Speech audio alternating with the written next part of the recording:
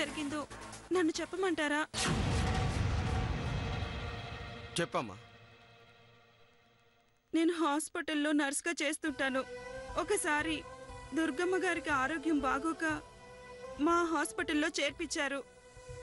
మొదటిసారి దుర్గమ్మ గారిని చూసిన క్షణం నుంచి ఆవిడ మీద, ఆవిడ కుటుంబం మీద నాకు గౌరవం కలిగింది.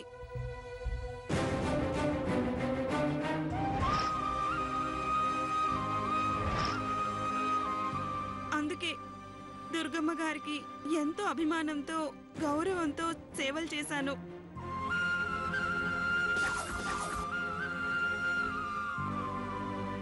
నేను అలా దుర్గమ్మ గారికి సేవలు చేస్తున్న సమయంలో యాదగిరి గారు నాతో చనువుగా మాట్లాడటం, అభిమానంగా చూడడం చేశారు.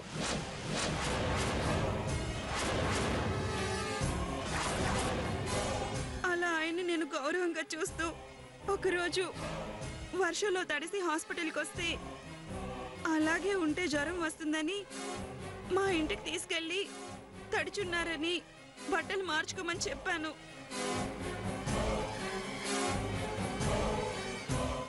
అప్పుడు ఆయన నన్ను బలాత్కారం చేశారు.